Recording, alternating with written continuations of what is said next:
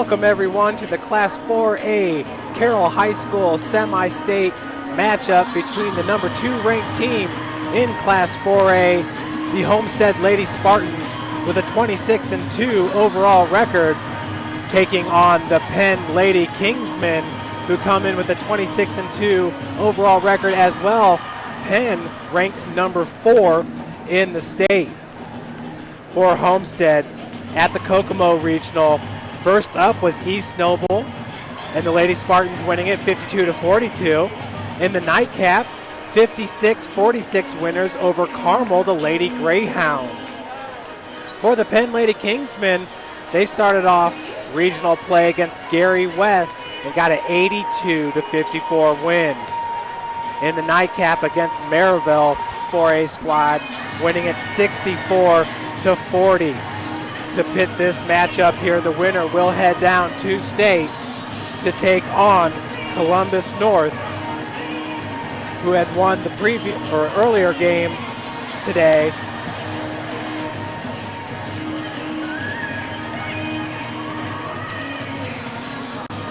Columbus North beating Indianapolis Roncalli 55-48, and they will take on the winner of today's Penn versus Homestead matchup. My name is Jeff Mahoney. Joining me in the booth is Tim Atkinson, along with Steve Buck here in the pregame, the father of Savannah Buck, the starting point guard for the Homestead Lady Spartans. So this past weekend, Tim, you had a chance to call the East Noble game. It was a much closer score than many people thought that it would be. 52-44 was the final in that game. Just one player in double-digit scoring, and that was Chris McLaughlin, scoring 27 points. Your thoughts after that game? Yeah, Jeff, that was a huge contest there for Homestead Lady Spartans. I think the overall schedule that Coach Rod Parker produced for the Lady Spartans really helped them get through that game against East Noble.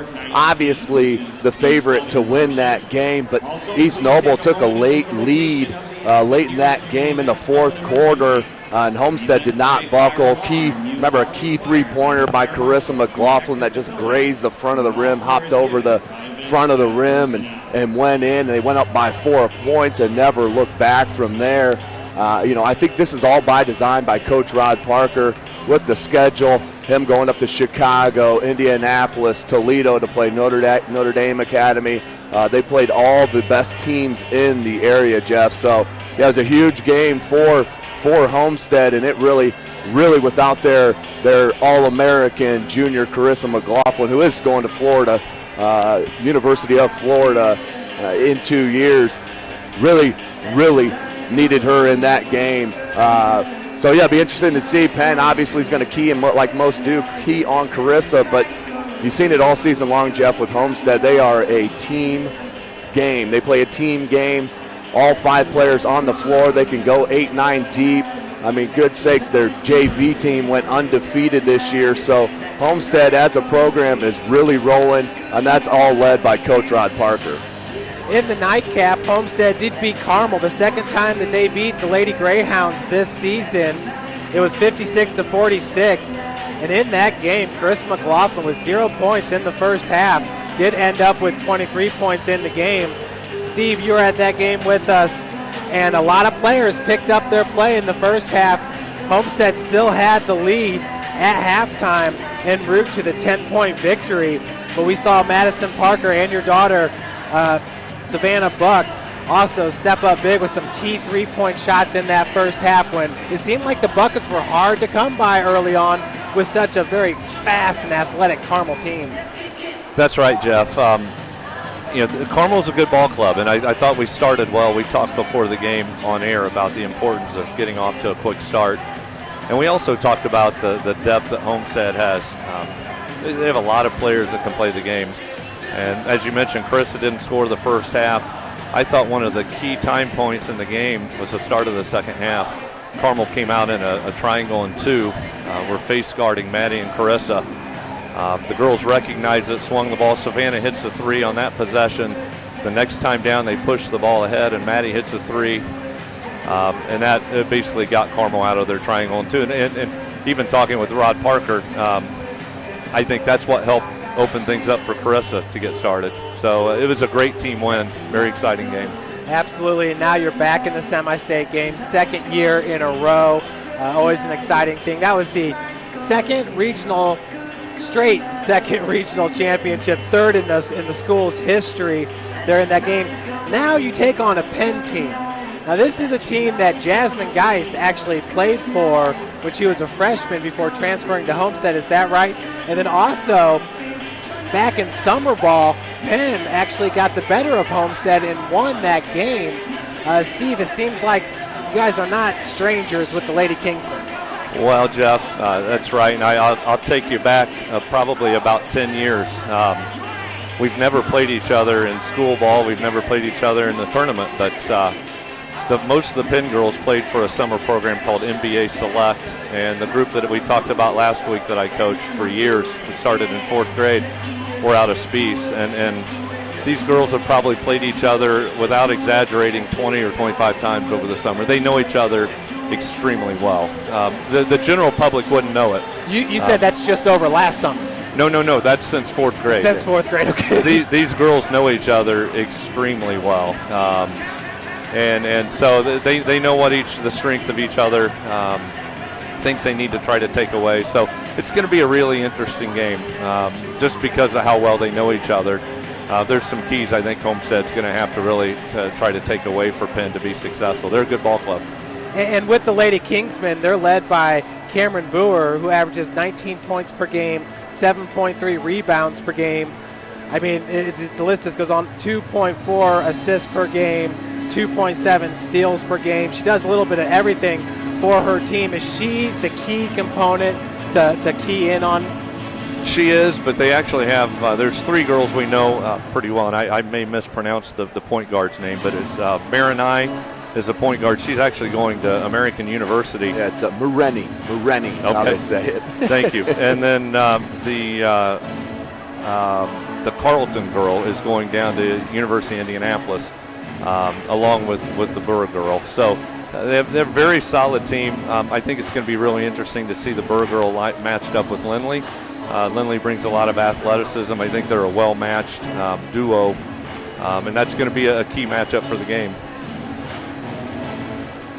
Tim, heading into this matchup right here, were there any keys that you were focusing in on with Homestead and Penn? Yeah, I'm going to piggyback on what Steve said right there. That matchup is huge. I think that will come. That will be the deciding factor. Of course, Carissa will probably get her points, but that down low matchup is going to be huge. With Jasmine, I think Jasmine with Lindley, they need to stay out of foul trouble. Staying out of foul trouble is going to be key. Of course, they can go with to the freshman Haley Swing and some other players, but when Jasmine Geis and Lindley Hissler on the floor, that is the best front line here in the city of Fort Wayne. Well, Jasmine Geis actually did get in a little bit of foul trouble in the game against Carmel, and we saw Nicole Weaver come off the bench. Steve, she put in 13 minutes of play in that win against Carmel, did very well playing her role. As you said, so many of these players know to do and do very well. But Nicole Weaver is one of the players that we can probably expect to see come in off the bench. Yes, Nicole's typically the first player off the bench, and she was very steady at Carmel. I think for her to come in, as a team, we need to limit turnovers. I thought she did a really nice job of handling the ball against their pressure and hit a big shot in the first half from the corner of the 3. And heading back, kind of piggybacking on what you guys were talking about, keys for tonight, Penn likes to run a lot of ball screen action. And there's a couple different things we're going to try to do tonight, but it's going to be really key that we defend their ball screens very well. The other thing they do very well, they defend well and they rebound well. They tend to pressure the wings. As you know, Coach Parker, a lot of our offense starts with wing entries. They pressure the wing passes a lot. And the other thing they do is they like to switch screens, which can give us some trouble up top periodically. So those are just a few things, I guess, as not just a parent, but as someone that loves the game. Those are some things to really key in on as a spectator. Yeah, and with that ball screen action that you're talking about, Steve, it's going to be really key because it can go both ways with the big getting matched up on a switch with Carissa or something who could go right by, or your daughter Savannah. So it's going to be real interesting to see how they do play that and how they adjust throughout the game as well. It's going to be a great chess match between the coaches. They're both very well coached teams. And Penn comes in shooting 52% from the field as a team. In their two-point shots, they shoot 32% from beyond the arc. So Homestead's got the advantage there in the long-distance shooting. But is that what they're trying to do with those pick and pops, is get their shooters open looks? Well, what they like to do is they have really good ball screen action. They've done it with their travel ball club for years. And what ends up happening is the Burr girl either slips or she'll roll and they get a little lob pass. So we're going to either have to hedge and recover well. We may see Homestead go under some ball screens and force them to see how well they shoot from the perimeter. So there's a lot of things going on with the chess match that's going to be very interesting. Well, we got 4 minutes on the clock here, Steve. I know you need to get to your seat so you can enjoy this first half. If you do get a chance, we would love to have you at halftime just to get your first half thoughts. I know that you'll have some goosebumps, I'm sure. I will. And Jeff, the last thing I'll say, and I'll run, but as a parent, this is the toughest game. You get to the state finals and you just play your cards and you go with it. But this is the game that you really want to get. You don't want to lose it. You don't want to come up a step short. And knowing that Columbus North is already back in that state championship game, the team that knocked you off a year ago, it just seems like the deck is playing in your favor, huh? It's the way it should be. You just have to take care of business today. So thanks, guys. I'll look forward to seeing you at the half. Absolutely, thanks, Steve. Well, that's Steve Buck, the parent of Savannah Buck, who is the starting point guard for the Homestead Lady Spartans, and she is a commit heading to the University of St. Francis to play basketball next season. Of course, St. Francis 2 years ago finished 38-0, winning an NAIA Division II national championship. So Savannah's going to leave one great program and join another here, as we're just 3 minutes away. And Tim, you can tell that Steve's pretty excited to get this thing going. Penn, obviously a formidable opponent, a great squad. Only 2 losses on the season. The first one came at Columbus North, where they lost at 67-52, and then at South Bend St. Joseph's, 50-49. And in the earlier game, Heritage Christian did beat South Bend St. Joseph. They beat them by 20 points. I believe the final was 60-40, but I will double check that one. And looking at Columbus North, the only team Columbus North has lost to all season long is Heritage Christian. And that was at Heritage Christian. They lost 61-57, so it's interesting how everything's playing out. Of course, the Class 3 semi-state was played at 4 o'clock right before this game. Yeah, Jeff, this is the culmination of so much hard work, heartache, effort. These girls have given up, being a normal teenager here to put in the hours and hours of dedication and work to get to this level of Indiana State basketball. In my opinion, Jeff, you know how I feel about the state of Indiana and its basketball. There's no other that is better, in my opinion. I'm sitting here right now. Game hasn't even started. The starting lineups haven't even been announced, and I got goosebumps right now listening to Steve Buck. You can hear, it's great to hear there's parents like that all over this state that have really trained and helped guide their girls into being, the best girls that they can be, both athletically and academically. With that perfect example of Steve, you can see him talk about, and it comes, he gets both feelings there with being a he has right there. As you can see it with this huge crowd on hand. Look at all the student section here up as well. Yeah, Homestead section is actually on the other side of the camera, and it is absolutely packed over here. Tim, I had to say it last week because it's so true. A good program is more than just players and coaches. It's good parents. It's just an all-the-way combined effort, and you get that feeling with the Homestead Lady Spartans that Coach Parker has built such a great program there. He's now in his 15th year at the school with 242 wins, 109 losses. For the Penn Lady Kingsmen, Christy Kanuski Ulrich, who has a 156 wins to 21 losses. She's in her 7th year at the school. Folks, we're getting ready to send it down for the starting lineups for today's big game. This is the semi-state championship here between number 2 Homestead and number 4, the Penn Lady Kingsmen.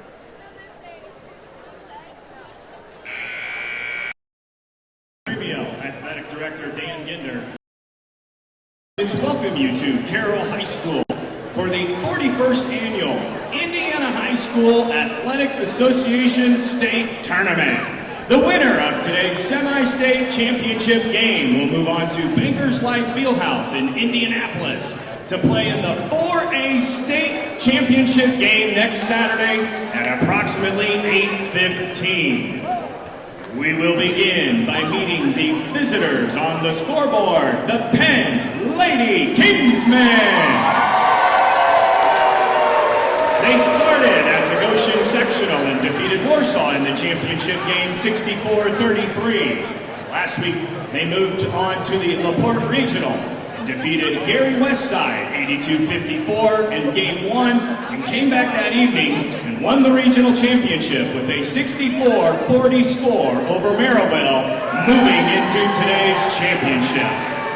Let's now meet the non-starters for your Lady Kingsmen. Number 12, Amber Smith. Number 14, Mackenzie Kilmer. Number 20, Sarah Doy. Number 22, Chloe Foley. Number 24, Delaney Jarrett. And number 42, Lindsay Klein. And now for your starting lineup, a 5'8" senior, number 10, Caitlin Mahoney. A 5'10" senior, number 32, Claire Carlton. A 6'1" senior, number 34, Camryn Burr. A 6'4" senior, number 40, Lindsay Chrise. And a 5'6" senior, number 44, Camra Solomon. The Penn is coached by Christy Koneski Ulrich. Scoreboard, the Homestead Spartans. Their journey to today's semi-state championship began in the championship game at Homestead, where they defeated Fort Wayne Southside 79-35. The first game of the regional saw them face East Noble. That one ended with a 52-44 Spartan victory. The championship that evening saw the Spartans defeat the Carmel Greyhounds 56-46 to move on to today's championship. Let's now introduce the non-starters for the home team on the scoreboard, the 26-2 Homestead Spartans. Number 2, Kara Gailey. Number 10, Taryn Klein. Number 14, Nicole Weaver. Number 22, Tony Taiwo. Number 24, Lauren Cunningham.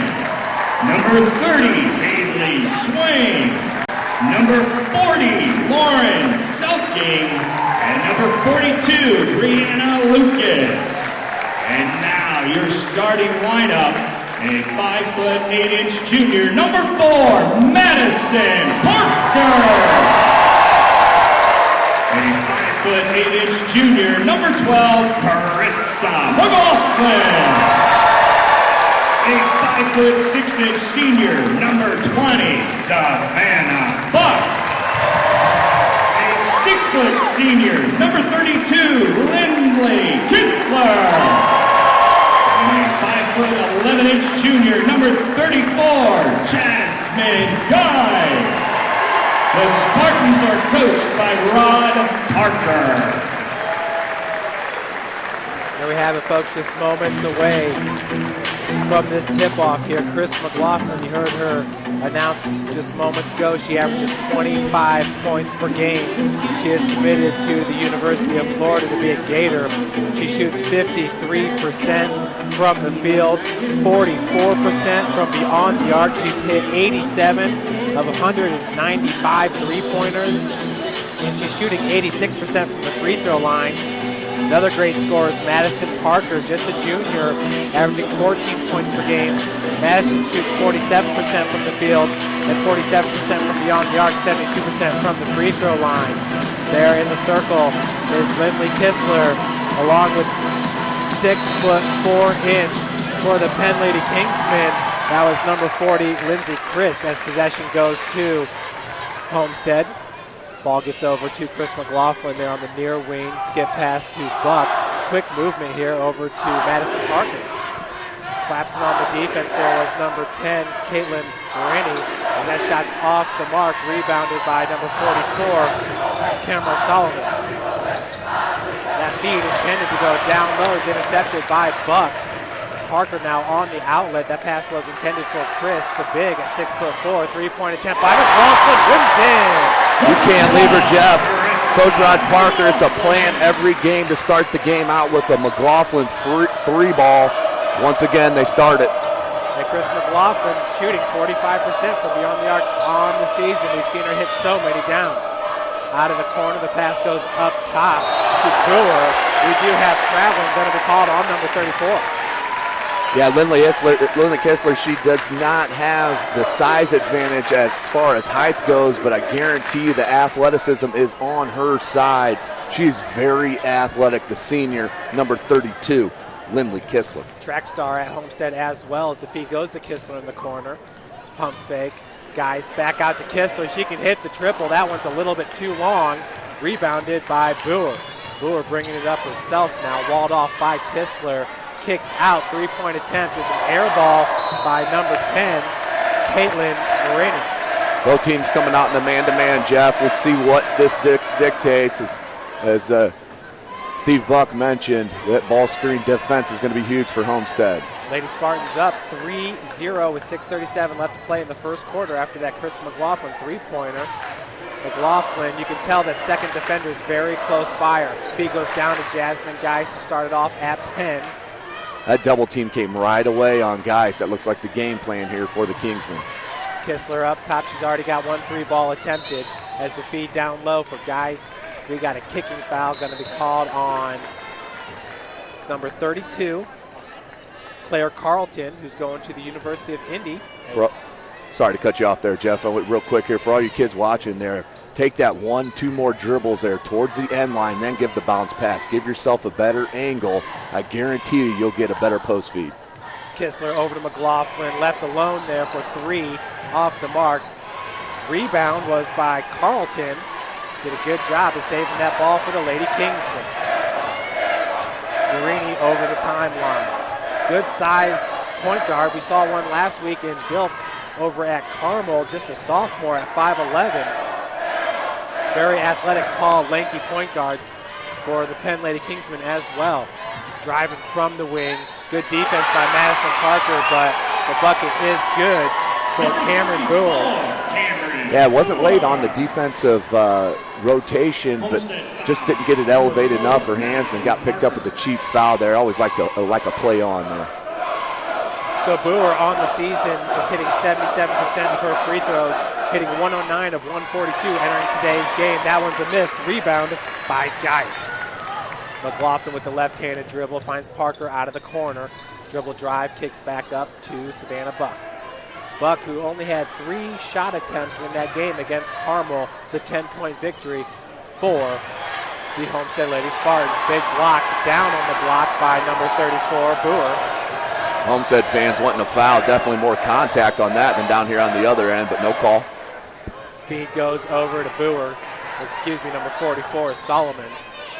Down low, Brewer. And had that shot deflected by Kistler, who picks it up. Now a lob into Madison Parker. Caught underneath the hoop. Tim, that was a tough shot. Yeah, that bad angle there. Just tough to pass let her too much towards the end line.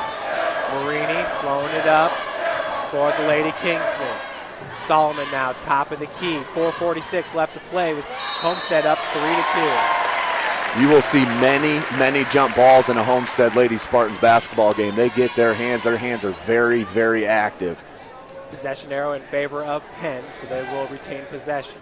With the inbounds pass, it is Camryn Solomon, who averages 5 points a game. She's averaging 2.5 rebounds per game. Quick feed, and that shot's off the mark by Chris. Yeah, Geis just got lost on the out-of-bounds play there, but the Lady Spartans got lucky on that miss. McLaughlin picks up her dribble, goes over to Buck. Once again, Buck is working against a taller point guard, this time in Caitlin Marini.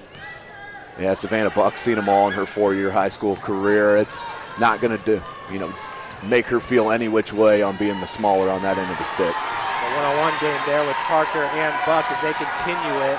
Kistler, that pass was stolen by number 34, Camryn Burr.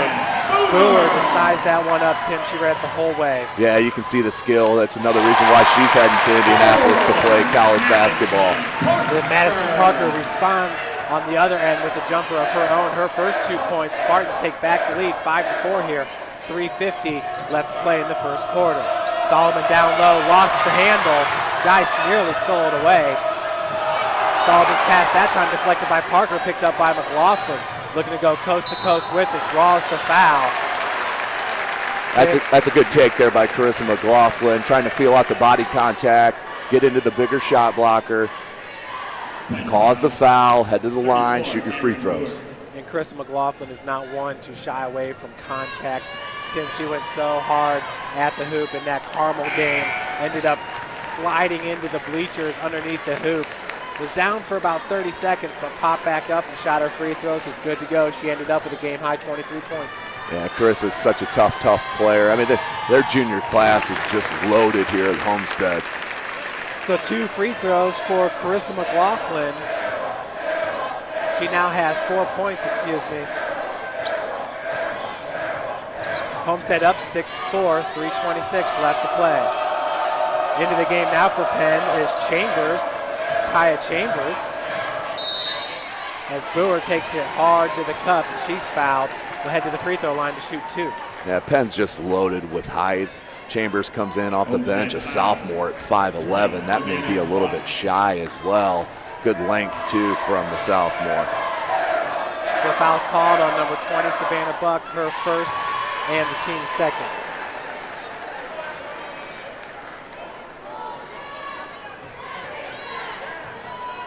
For Marini, her first point of the game, as the second one rims out. So the Lady Kingsmen now pull within 1, 6-5 is your score. Geist 15 feet out, drains it. Jasmine Geist, that's just second nature for the outstanding junior. Little right elbow jumper from 15, nothing but net. Homestead up now 8-5, 3:02 left to play. Solomon bringing it up for Penn. Homestead staying in the man-to-man. They will switch up and go to a 1-2-2 zone with Kistler at the top of that, so they will switch up the defense. Solomon picks up a dribble, finds Marini, feed down low, stolen by Geist, knocked it over to Buck, and we will have a jump ball called here with the possession arrow in favor of Homestead.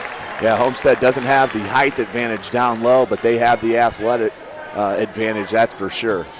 So we've seen Camryn Burr all over the place for the Lady Kingsmen. Lindsay Klein into the game for Penn, number 42. She's got the defense on Madison Parker. No look pass intended for Savannah Buck results in a turnover. Yeah, it was a good look, just bad execution there. It happens at this age. 2:32 left to play here in the first quarter. Marini, Brewer, Kistler's got the defense. It's been all game as the Homestead starters have yet to rest. Brewer on the far wing, had it knocked away there by McLaughlin, picked up by Klein. Driving from the top of the key now. Nice scoop shot by Caitlin Marini. That is an outstanding, that's a Division I move right there.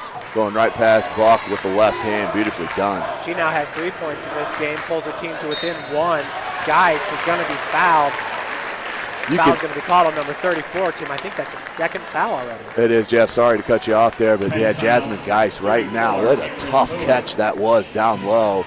Kistler found her, but that was a tough catch off that bounce pass. Still got it up for a chance at the three-point play as she misses the first of 2. Jasmine on the season shoots 63% from the free throw line, hitting 67 of 106 shots. Another one of the juniors here along with Madison Parker and Carissa McLaughlin. Second one is good for Geist, her third point of the game. 9-7 your score. Lady Spartans. Winner of this game will head to Bankers Life Fieldhouse to play Columbus North, the reigning Class 4A state champions, the team that knocked Homestead away from their state championship dreams a year ago. Feed, hesitation dribble up top, driving from the top key is Carlton. Referee said the ball was loose there. That's why he didn't call a travel on that. Outlet pass intended for guys just a little bit strong. So possession to the Lady Kingsmen. Here comes Nicole Weaver off the bench, Jeff, for Homestead. So Geis takes a breather. She's done well so far in the first quarter with 3 points. Marini working off that pick set by number 30, Chambers. That's a double screen action they have at the top of the key there. Sarah Doy, number 20, also into the game now for Penn. It looks like Penn goes about 8 deep on their roster, maybe even a little bit deeper. From the far wing, nice hesitation as Marini cannot finish at the cup. McLaughlin going the other direction with it. Nice crossover. Weaver drive from the corner, goes up a little bit too strong with the left hand. I like that though, going with the left hand. That's the smart move. Just didn't get it to go. Carlton's three-pointer rims in. Number 32. So Claire Carlton, who hits 35% of her three-pointers, gives her team the lead here, 10-9 with 33.8 seconds left to play. And Jeff, they called that over the backboard. So that went out of bounds to the Kingsmen. Chris back in the game now, Jeff. 30 seconds and counting before the first quarter is all said and done with. Solomon now bringing it up for Penn, as heading to the bench was Marini for the first time in this game. Great point guard for the Lady Kingsmen. Solomon being guarded by Buck. Tim, looks like they just run that same motion there, trying to get somebody open. Strong take and a big time block by Lindley Kistler. Kistler with a huge block. That's her second here of the quarter, just under 5 seconds. That was a huge swat. That was Lindsay Klein on the drive. She had all kinds of momentum with her. That was just timed up perfectly by Kistler. Three-point attempt. Second one is good by Carlton. And that was not bad defense, Jeff. Hand in the face, just a good shot. Better offense beats good defense that time. So just like that, Penn takes over the lead, and they'll take a 4-point lead into the second quarter. Lady Kingsmen up 13-9. Folks, my name is Jeff Mahoney, and joining me in the booth is Tim Atkinson. This is SummitCitySports.com, brought to you by Parkview Sports Medicine. And now we're going to hear from our sponsor, Parkview. How do you design one of the most advanced ERs in the country? At Parkview, we did it by focusing all our attention on you, the patient, by involving doctors and nurses in the design process, by creating quieter, more private spaces, and by leading the region in heart, stroke, and trauma care. This is not your typical emergency room. It's Parkview. In an emergency, isn't this where you'd rather be? Parkview, your partner in health.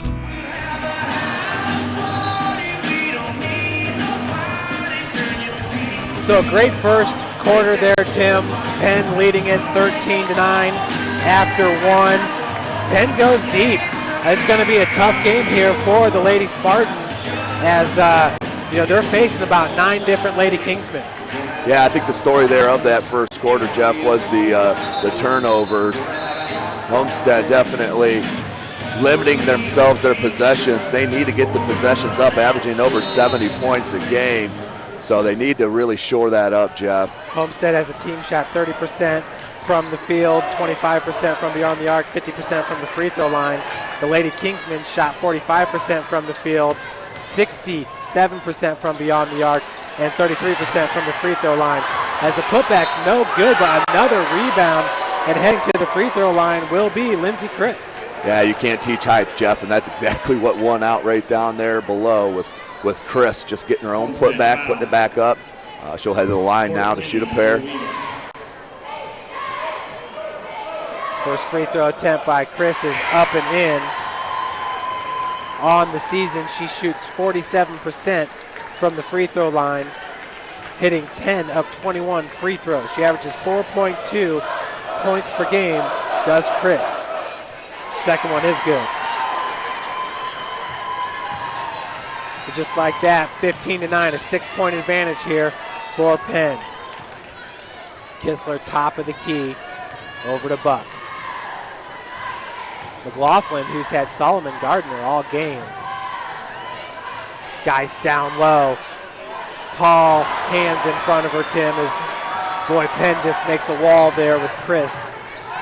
That's the name of the game on defense. Just make it difficult, make them shoot over the top of your outstretched hands, and that's all you can do, and hope they miss. Klein kicks out. So Marini will not start this game in the second quarter for the Lady Kingsmen. Solomon there, they're going to call the charge.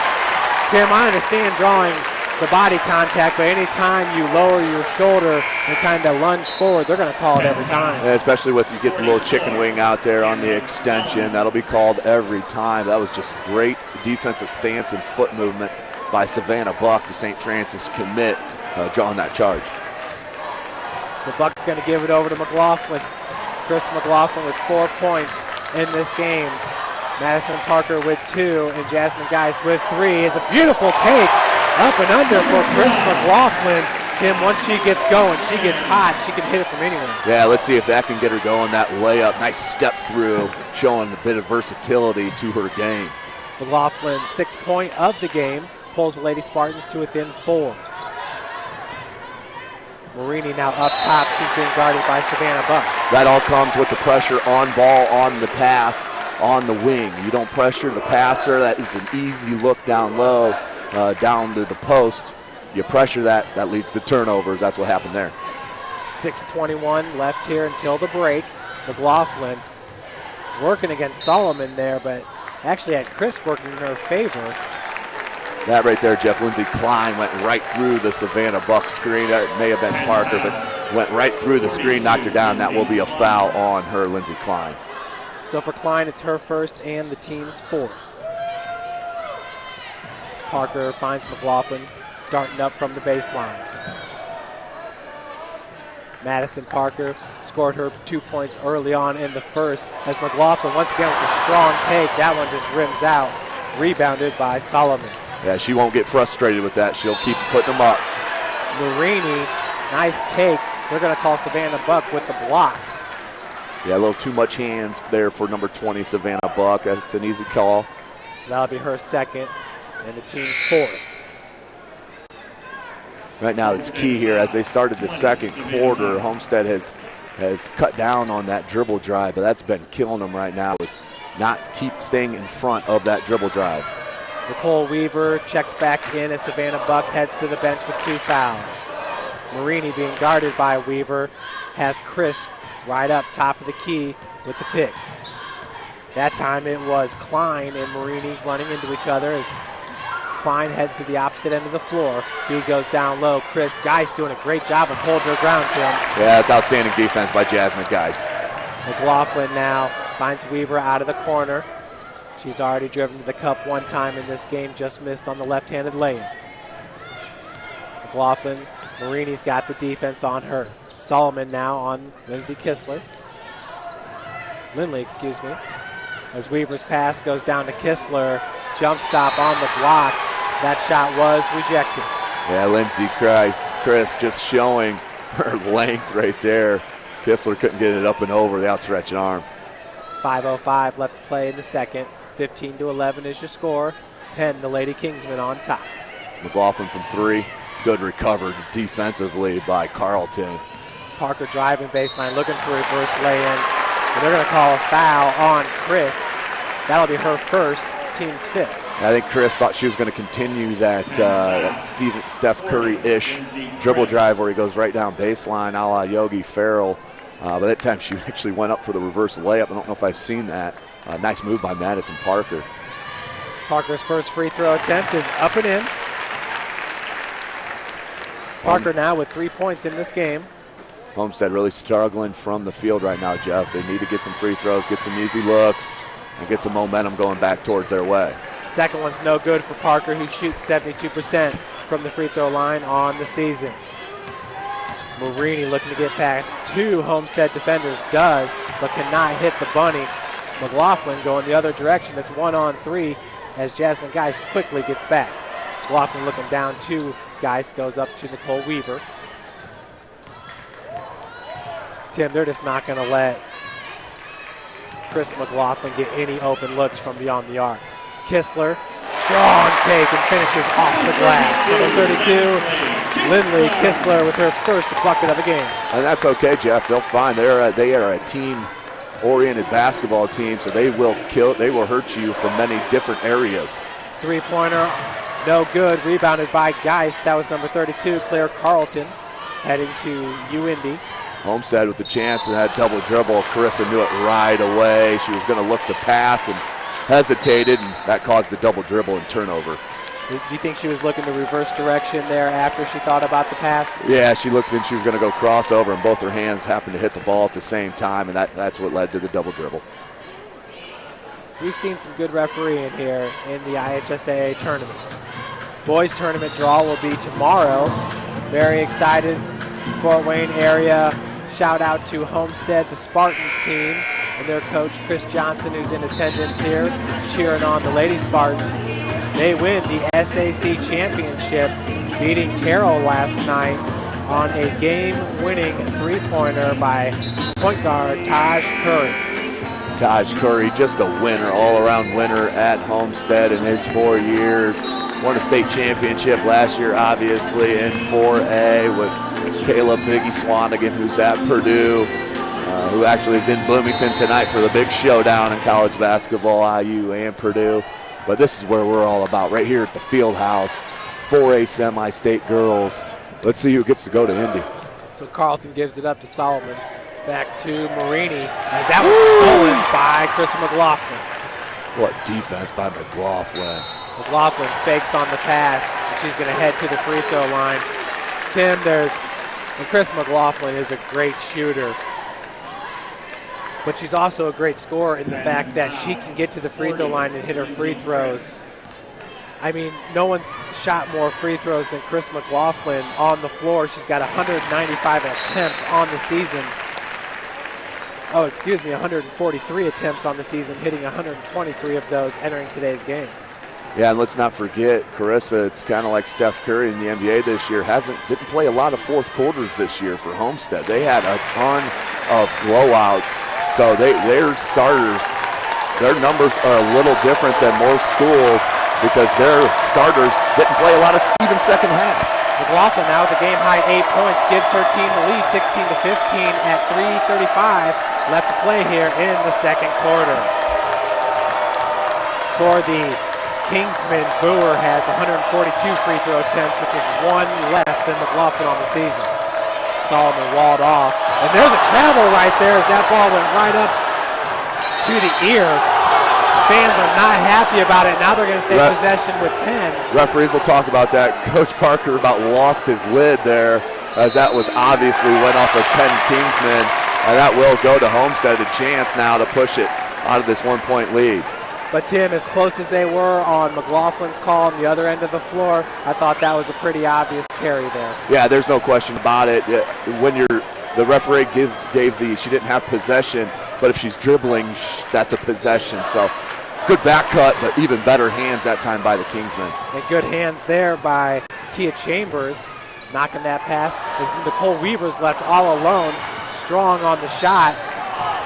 And I thought that was going to be out of bounds on Marini. Yeah, Geist didn't complain at all, so obviously she thought it was off her. She heads back quietly to the other side to get a defensive stop. Looks like maybe Jasmine Geist with a little extra effort there didn't need to. Number 42 is Klein, who gives it up. Strong take as she finishes with the lay-in. That time they cleared out that side of the floor, and she just went right past her defender, and Parker can't finish. So Klein gets her first bucket of the game, gives the Kingsmen back the lead at 17-16, 2:30 left to play. Three-pointer is good by Marini. Big shot, you can't leave her open from three land, especially from the top of the key. She knocks it down. Kingsmen now back with a 4-point advantage. Marini entering today has hit 9 of 29 three-pointers, shooting 31%. McLaughlin's got Parker for 3 off the mark. Once Madison Parker gets going from beyond the arc, Tim, you're going to see Homestead's points escalate in a hurry. 32 range for triple. That's Claire Carlton. She's stroking it from three land. Biggest lead for the Kingsmen, but she's had a couple pressured, but that one right there wide open from the corner and knocks down the three ball Penn, they have come down south and are ready to play here against Homestead in the field house, not backing down. Let's see what Homestead and Coach Parker has up their sleeve to stem this tide, because that momentum is squarely on the Kingsmen shoulders. For Claire Carlton, she hit 2 triples in the first quarter. That's her first here in the second quarter. The Lady Kingsmen have 4 3-pointers in this game. Tim, that's the greatest equalizer right there, is hitting that 3 ball. There's no question about it. Some of the best, you cannot be a high-scoring team without hitting the 3 ball. Homestead does it better than, up there top of the state. So, they can get back in this game, no question about it. There's a ton of time to play. Obviously, Coach Parker, wants to get this within 1 and, tie it up here with 2 minutes left to go in the second quarter, Jeff. 23-16, Penn on top. McLaughlin, nice crossover as the 16-footer's no good. Did a great job of following her shot, but it was Solomon with the defense. And then Solomon there just taking care of the ball as McLaughlin hits the floor. Marini back out, Solomon. She was trying to split defenders there. Tim Kistler got a hand on it. Madison Parker, they're getting hit with a foul there, Jeff. So that's going to be her second, the team's 5th. Homestead just struggling to stay in front of the dribble drive. Taryn Klein now off the bench, seeing her first minutes of the game in for Madison Parker. Jeff, you match that lack of defense of staying in front of the dribbler and match with the turnovers and the woes shooting the ball. That's why Homestead finds themselves down by 7, make it 9. Solomon with a beautiful feed there to Claire Carlton, who picks up her 11th point of the game. Penn up 25-16. Geist over to Klein. Klein averages 1.8 points per game. She shoots 42% from the field. McLaughlin working off that pick set by Geist. And she will be fouled by Tia Chambers. Yeah, if the shots aren't falling, McLaughlin's just going to put her chin towards the rim, a la Dan Dockich, thanks for the reference. Chin to rim and try to finish that. Got the foul.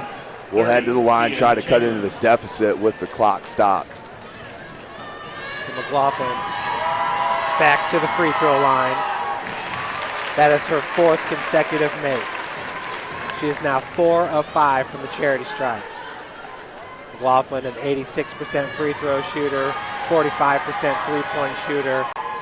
As that one left rims out, but she gets her own board, and the putback is good by Clarissa McLaughlin. Tim, what an individual effort there by number 12. Shooter always knows which way that board's going to come off. They see the projector. She saw it was going left the whole time and went right after that board. Solomon looking for Marini, had it intercepted by Kistler, but then Kistler hands it right back to Penn.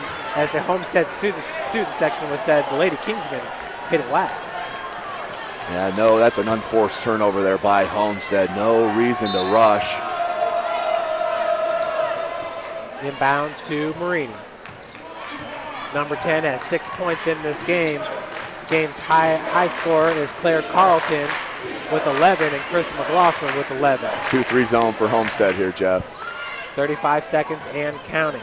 Looks like Penn wants to settle for the last shot. Oh, they'll be happy to go into halftime up 6 against Homestead, and not only up 6, keeping Homestead under 20 points would be huge going into half. Penn ranked number 4 in Class 4A in the state. Homestead at number 2. Homestead opened the season at number 1. Before they even played a game, dropped to number 2.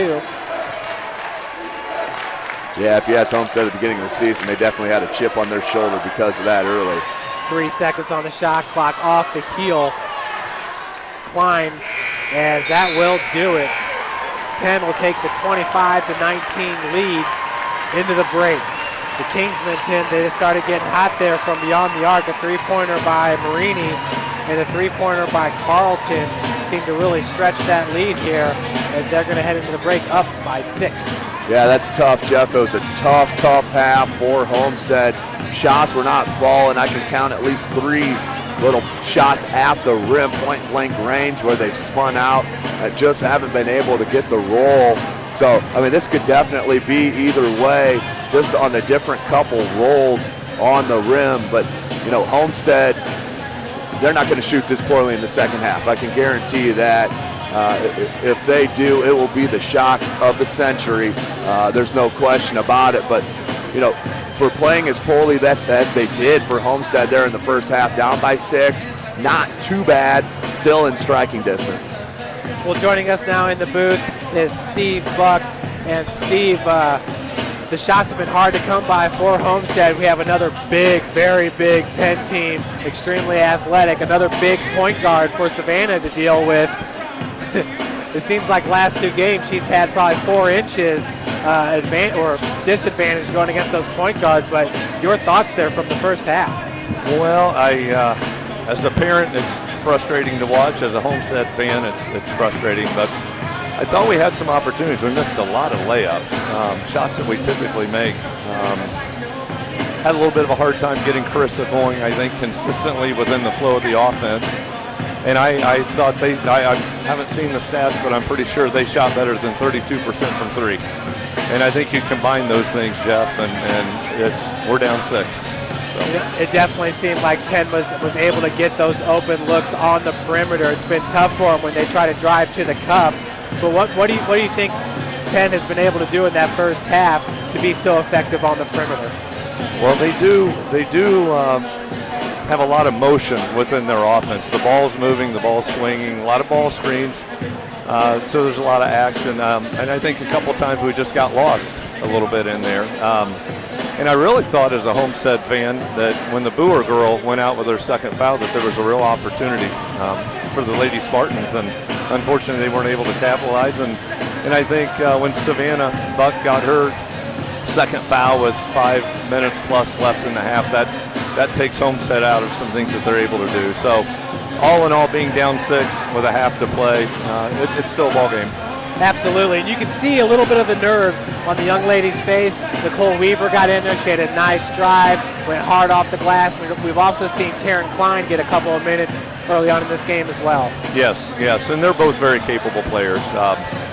There's not a problem when they're inserted into the offense. It's just to me, what it comes down to is we need to make some layups. We missed several shots inside that we typically don't miss. And again, I don't have the stats, but I don't think we shot free throws very well either. Well, we'll go over those stats real quick, Steve. Homestead was 6 of 20 from the field, shooting 30%, 1 of 5 from beyond the arc, 20%, 6 of 10 from the free throw line, good enough for 60%. Looking at Penn, they were 9 of 21 from the field, 43% shooting. 4 of 7 from beyond the arc, 57%. And they were, from the free throw line, 3 of 5, good enough for 60% shooting. Well, and if the three-point shooting, if their team percentage shakes out at 32%, that makes them probably a 19-19 game at this point. So, I think there's a couple things I go back to. Again, they're shooting the ball well, and we've missed some opportunities offensively. Another interesting stat here, Penn out-rebounding the Lady Spartans 17-12 there in the first half, Tim, with so many bigs, 6'4" big. Those boards are going to be hard and hard to come by. Yeah, you expect that a little bit, but a lot of those, as we've mentioned a couple of times, Steve, you mentioned it, missed a lot of layups that Homestead normally makes. That led to more rebounded opportunities for Penn. So I don't look a whole lot into that. I think the key right now, relying on the three-point percentages to even out, season-wise for Penn, Homestead has to stay in front of the dribblers. They have not been able to stop the dribble drive. That's led to the open kickouts for 3. That's led to the easy, layups at the rim, led to the fouls. So, the guards need to stay in front of the dribble drive. If they can do that, they can get back into this game and win it by 10. But that is the key, in my opinion, defensively for Homestead. Well, yeah, in that first half, Penn shot 7 3-pointers, making 4. Homestead shot 5, making 1. Tim, on the season, Homestead attempted 607 three-point attempts, making 239 of them. Penn attempted 322, hitting 102 of them. So I got to believe that Homestead's wanting to get off some more three-point shots, more than what they shot in the first half. Yeah, and Carissa, you don't see her press at all, hardly ever You haven't seen it throughout the season, but I guarantee you if this game starts going through the mid-third quarter here and it's still like this, look for Carissa to try to take it over. Steve, take us into the locker room, not right now. What do you imagine Coach Parker is talking to the young ladies about? I think the first thing he's probably going to try to do is get them to calm down a little bit. I think they're just playing with a little too much of an edge. They're trying too hard, going a little bit too quick. So I think they need to settle on that. It's a mental thing when you're missing layups like that. And then I think the other key, I mentioned it earlier, Carissa looks like she had 11 points in the first half. A lot of it didn't come from the flow of our offense, and I still go back. I'm not sure we're getting the kind of shots out of our offense either that we normally get. So I think one thing he's going to try to do is get back into some of the things we do, get the shots that we normally get, and then a lot of those come from Carissa. Yeah, looking at Carissa there in the first half, a couple of those takes looks like she really didn't have much business with that drive, but in the same sense, she drew the contact and still got to the free throw line, hitting her free throws there in the first half. Carissa, she only missed 2. She was 4 of 6 from the free throw line. Yeah, Carissa's too good. She won't settle if the shots aren't falling for a minute. And just looking at the shot over the past couple games, it looks a little flatter than normal. But yeah, I mean, trust me, Carissa McLaughlin will put her nose to the rim if she has to and try to go through contact. She'll do it she'll do it the whole second half. And that's what she feels needs to be done for her team to win. And we saw it last week, Steve, in that Carmel game. Once she started getting hot there in the third quarter, it seems like the team is back to its mojo, if you will, in playing the kind of basketball we've come to know from the Lady Spartans. For sure. And I was just looking at the stats as well. Madison Parker's 1 of 6 from the field, 1 of 4 from 3. And again, we need to get Maddie going. She's capable. She's a tough kid mentally. I expect her to come out with a better second half. I expect Carissa to come out with a better second half. And if Jasmine and Savannah can stay out of foul trouble early in the third quarter, stay away from some of the silly fouls. Again, these girls, they're tough. They played a lot of good basketball. They played a lot of basketball. And they're prepared for this moment, so I expect them to step up. And Steve, it's safe to say that this is a Homestead-heavy crowd here. I mean, the camera is on the Homestead side, so I know that people can't necessarily see just how many people. The Homestead side is absolutely packed. There's not one seat left. The baseline's packed, and Penn brought a great crowd with them as well. About a 2-hour drive there for the Kingsmen. So I can understand a little bit of the nerves because it seems like anybody that's ever watched the Lady Spartans play in their career is probably here in this gym or watching online. Yes, it's a great turnout. It's a great environment for girls high school basketball. I was sitting in the crowd chatting with a few people before the game and just talking how girls basketball has changed over the years, in the last 15, 20 years. It's a different game. It's a good product, and if you really love the fundamentals and the skill sets that these girls bring, it's an entertaining game. So it's been great to see the support. The girls are tough, Steve. They are tough. I've seen the girls pop up a lot faster than some of the guys sometimes. Yes. And just so for everybody out there, just around the Fort Wayne area, just to give you an idea, the majority of the players in Fort Wayne that will have high D1 looks are juniors, sophomores, and freshmen. Go out to your local gyms, check out the local high school basketball product, both boys and girls. You will be amazed at the skill level, the athleticism that you'll see on the hardwood in Fort Wayne, Indiana. Well, Tim, absolutely. And right here at Carroll High School, they have Kelly Damon, who's an outstanding sophomore point guard. We really enjoy watching her play. Well, Steve, we're going to let you get back to your seat. If you have any time in the post game, Tim's going to head down, but I'll be up here so we can chat some more if you have some time. Yeah, we're going to keep my fingers crossed, guys, and we need to pull this thing out. So thanks for having me. Absolutely, Steve. Thanks, that was Steve Buck as we're getting ready to start the second half here, but first we're going to hear from our sponsor, Parkview Sports and Medicine. How do you design one of the most advanced ERs in the country? At Parkview, we did it by focusing all our attention on you, the patient, by involving doctors and nurses in the design process, by creating quieter, more private spaces, and by leading the region in heart, stroke, and trauma care. This is not your typical emergency room. It's Parkview. In an emergency, isn't this where you'd rather be? Parkview, your partner in health. So that's Lindley Kistler on the trigger here for Homestead, looking to get things started here in the second half. The Lady Spartans are down 25-19. The score after the first quarter was 13-9. Penn in a man-to-man as they went all first half. Savannah Bucks takes the feed. Garden Buck is Marini. As we do have a turnover, Solomon on the other end cannot convert. Big, huge rebound there for Madison Parker, Tim. Tough break for Penn right there. Had the wide open lay-in for number 44. Solomon just couldn't get it to go.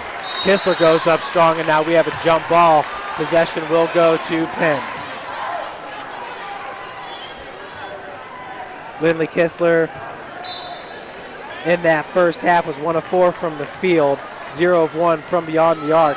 She did have 2 rebounds, 1 assist, and 1 steal. Did the senior Lindley Kistler, who's heading to IPFW to run track and play basketball next season. Penn goes with that high set. They like to screen right down to the block. As Marini, nice move in on the block. They're going to call a foul on number 10 as she was over the back on McLaughlin, Tim. That's one of my pet peeves in basketball with refereeing is that over the back call. You can be behind a player and rebound over the top. That is not a foul. It's only a foul if you go over the back, if you're on the back of the defender. It's miscalled. It's one of the miscalled along with the traveling in basketball. It just drives me nuts. McLaughlin out of the corner has the much taller Camryn Burr on her as the three-pointer's no good. Rebounded by loose ball. Parker, they're going to call travel. I never thought she had possession. Now, it happened 3 or 4 times in the first half where they didn't call the possession was there. Could have been called either way. That time they went with the travel, Jeff. But Homestead missing the opportunities here to start the third quarter, Jeff. They had a chance almost to tie it up here. 6:40 and counting here in the third quarter, 25-19. Penn on top. Solomon being guarded by Parker as the feed goes over to Boer. Nice step through by Boer. That's a beautiful play by Boer. She now has 6 points. Her team up by 8, 27-19. Tim, kind of reminds you of that first Carmel game with Homestead having 19 points here in the third. Absolutely. Yeah, Solomon's doing an outstanding job on McLaughlin as Parker. Maybe that'll get her going, Jeff. As Steve Buck mentioned there at break, they need to get her going from the field. Madison Parker picks up her 5th point of the game just inside the arc, pulls Homestead to within 6, 27-21. Carlton had a really good first half there, hitting 3 triples for the Lady Kingsmen. Up top is Chris, number 40, Lindsay Chrise at 6'4". Solomon looking for the lob pass down low. Tim, not a whole lot of loft on that pass as there was 3 Lady Spartans right around Chris. Yeah, that kind of took away from the height advantage, didn't it, Jeff, when they threw that ball in on the line. Got to give it lob, let it up high, let the length prevail. So Marini goes down low. Nice move, but great defense by Lindley Kistler on Camryn Burr. Ooh, tough call on Penn there.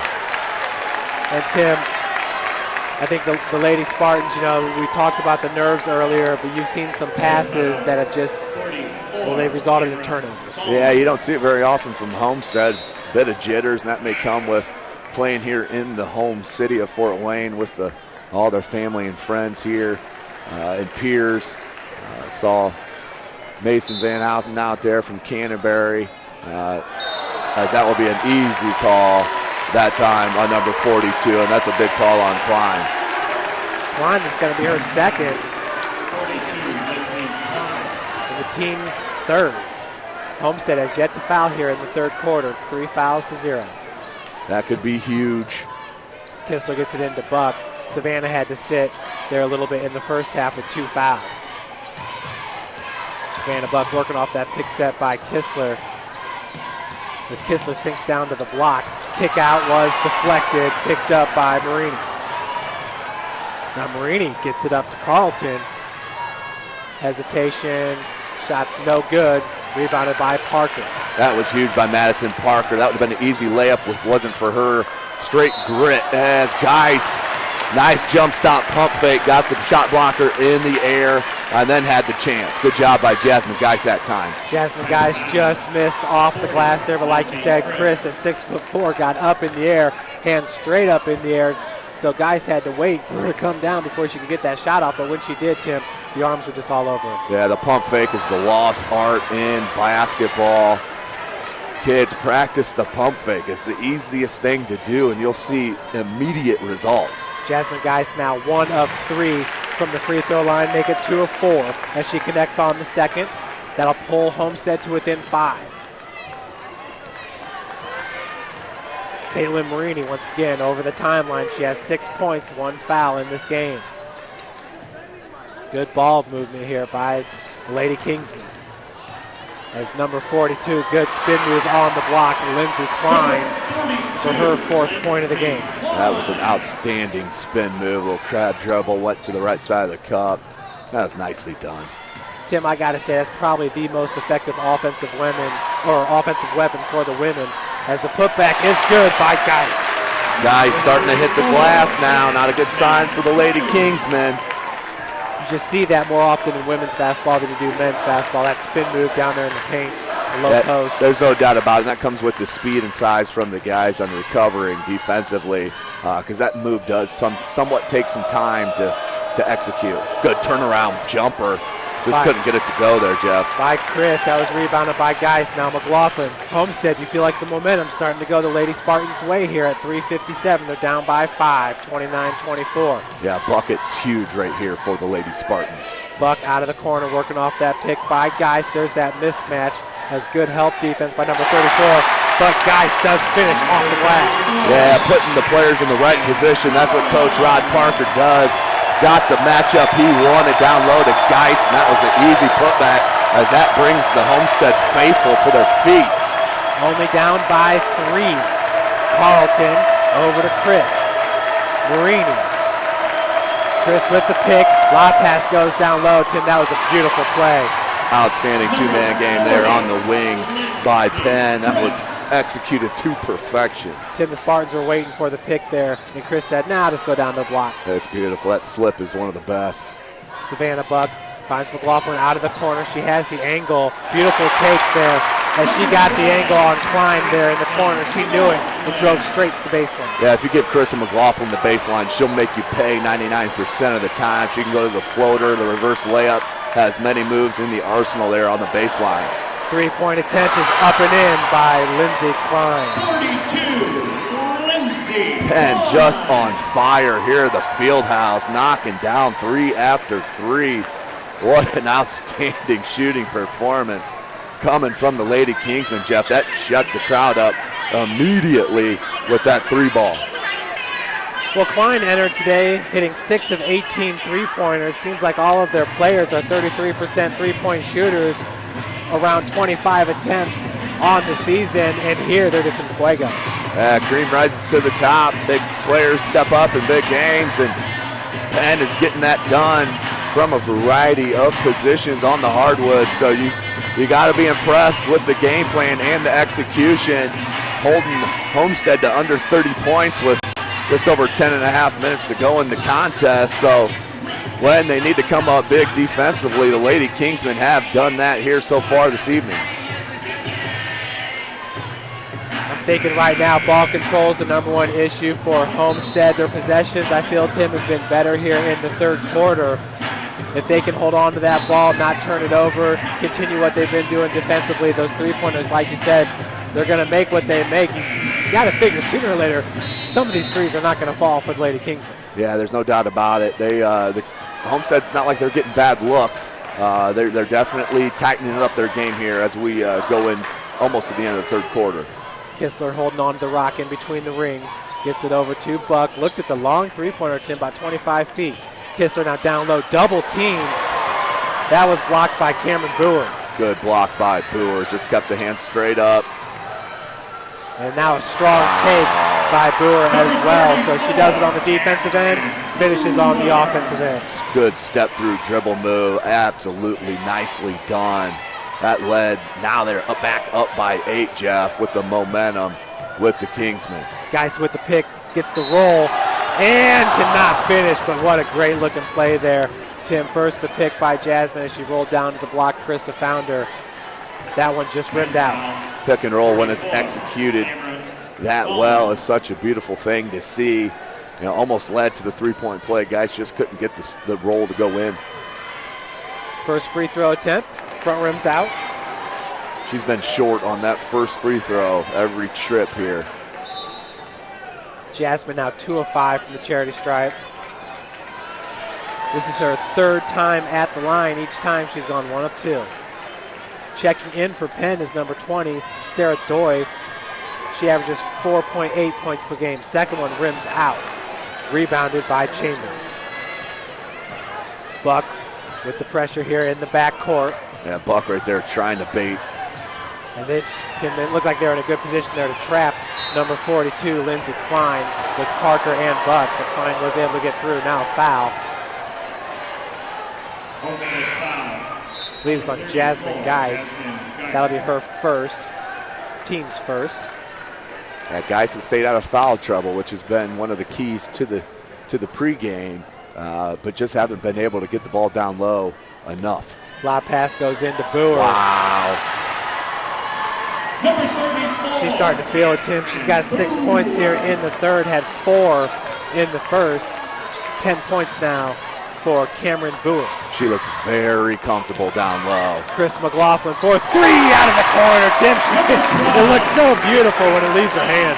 The great equalizer, the 3 ball by McLaughlin, pulls her team back within 7 as Homestead goes that 1-2-2, 3-quarter court trap. Tim, her first bucket of the game was a 3 ball. That's her second 3-pointer in this game. She's got 16 points. Good first step there by Lindsay Klein. She has a nice first step. It's really, you don't see it coming, and boom, she's by you. She's been very impressive here tonight. So Lindley Kistler picks up her first foul. It's the team's second. On the inbound there was Klein. Brewer looking for Klein, intercepted by McLaughlin. Chris, a beautiful spin move as it rings in. Tim, that's outstanding. That's a Division I move. That's why she's committed to head to Florida to play for the Gators. She's an outstanding basketball player all around. Geis and Parker now on the trap. Penn doing a good job of getting out of it. Tim so quick and athletic with that spin, yet the body control to finish at the cup. It was outstanding. Lob pass goes into Brewer. Good defense there by Geis holding their ground. And possession's going to stay with Penn. I believe it was Kistler, foot on the baseline. 30 seconds left, Jeff. The Homestead will be crucial for them to get a stop. Keep it at 5 points. 30 seconds left to play here in the third quarter. 3-point attempt by Brewer. Oh, wow. You've got to be kidding me. Penn just unconscious from behind the arc tonight. Whatever they ate this morning. Woo! 3-point attempt by Parker, left short. Rebounded by Doy, and we got a foul. McLaughlin will get that foul. Tim Brewer just hit her first 3-pointer of the game.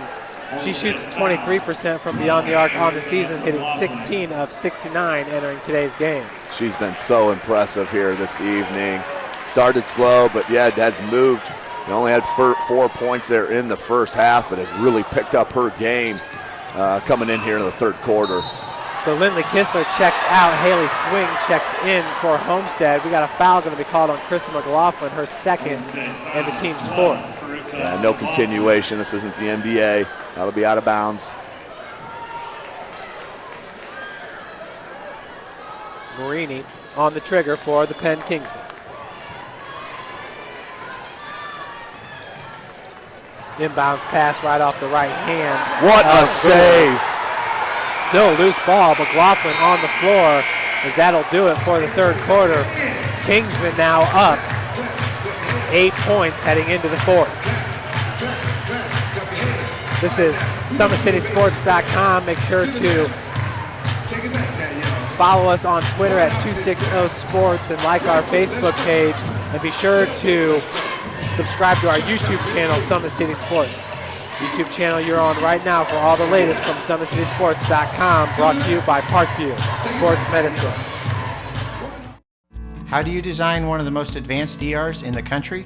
At Parkview, we did it by focusing all our attention on you, the patient, by involving doctors and nurses in the design process, by creating quieter, more private spaces, and by leading the region in heart, stroke, and trauma care.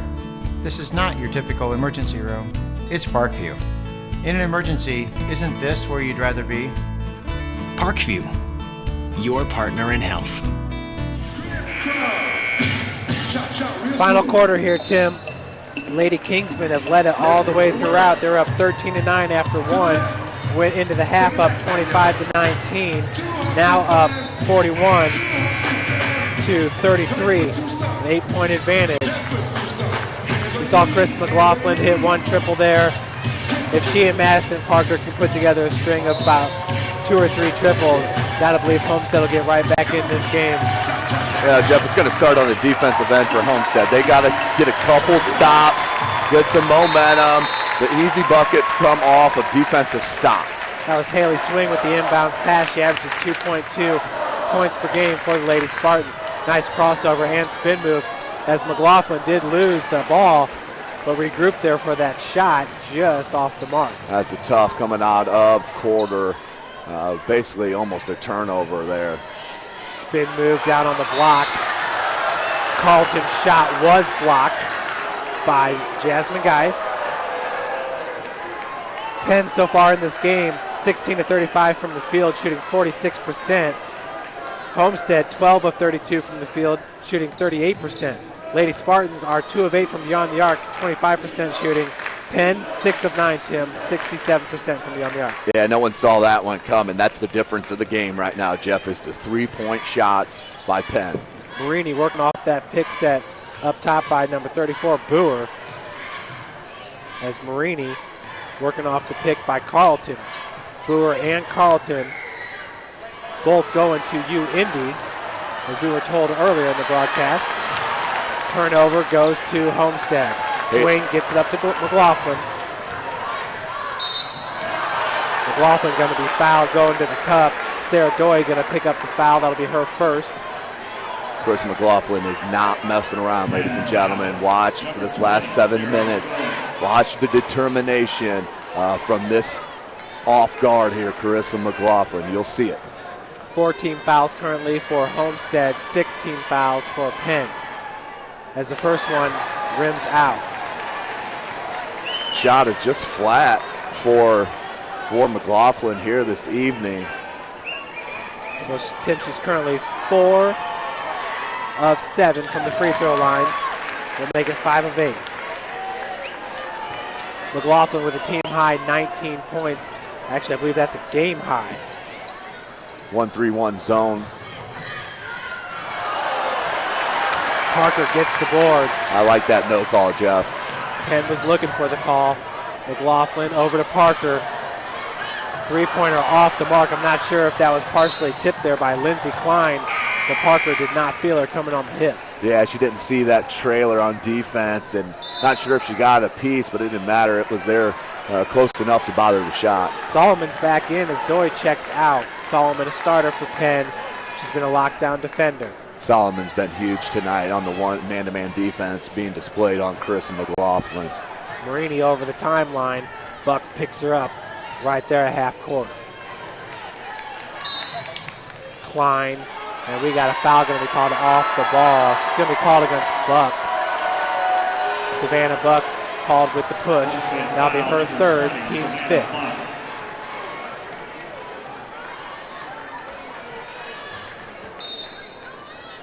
Lob pass goes into Boer, as that one does not fall. I believe the foul's going to be called this time on Madison Parker, number 4. I think they got that on Haley Swing, Jeff, the freshman. They did. Number 30, Haley Swing, picks up her first, team 6th. So it's Camryn Burr at the charity stripe. She's had a huge game, 13 points. This is on the first free throw.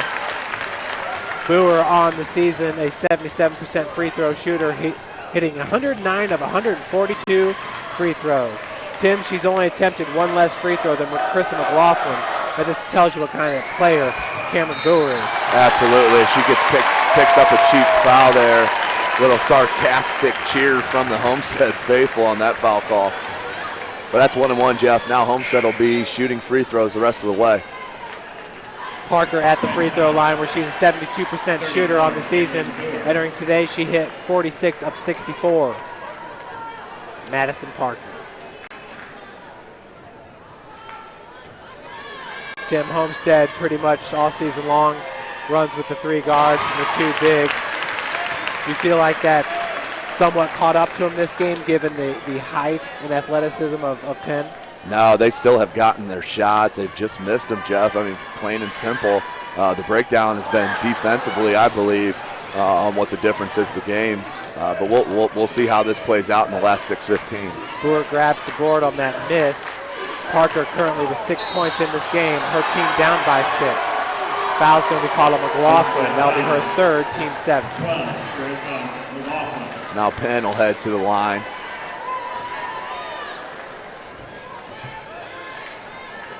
Camryn Burr back at the free throw line. Last time she missed them both.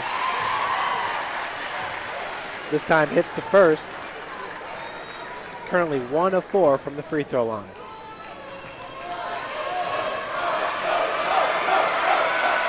Second one's good. 43-35, 8-point advantage for the Kingsmen. 6:10 left to play. Buck gets it over to Kistler. She's got 1 3-point attempt. Lindley Kistler in this game, 2 points. Shots off the mark, rebounded by Kistler, but then knocked out. They're gonna say last touch by Kistler. Burr right on her back with the defense. Solomon doing an outstanding job face guarding Carissa McLaughlin, trying to not let her get the pill. And she's done a wonderful job. That's her right there with the ball. Solomon gets it in the corner to Klein. Kicks out, good ball movement over to Marini. They won't rush, Jeff. No shot clock in the state of Indiana, so they will not rush. Tim, in the second quarter of the Carmel game, Carmel sat on it for 3 minutes and 30 seconds. Burr. Savannah Buck with picking up the offensive foul on Penn. That's her 2nd of the game that she's drawn, Jeff. She's a great player. St. Francis will love her next year. Well, for Camryn Burr, that's her 4th foul. The team's 8th. That's a big call, Jeff. Burr with 15 points. McLaughlin working off that pick by Kistler. This is clogged up for a second. Marini giving her all kinds of cushion. Lots of respect being paid to number 12. Geis over to Buck, who loses the handle. Nice dive for the ball there. What hustle by Klein. Klein gets it up to Marini. Right-handed shot rims out, rebounded by Geist. McLaughlin up to Kistler. Tim, great job there of being patient, letting the defender to fly right by her. Kistler picks up her 4th point of the game. Yeah, good look by Carissa McLaughlin. As soon as she got that outlet from Geist, put her head up. For kids that are watching this, get your head up right away, find the open player. She did immediately to Lindley Kistler. Kistler did a nice jump stop, waited for the defender to fly by, put it up for the easy lay-in. 5:01 left to play with the Kingsmen up 43-37. Tim, these 2 teams have been exchanging blows back and forth here in the 4th. Penn held the 8-point advantage, but Homestead's been able to whittle that down just a bit to 6.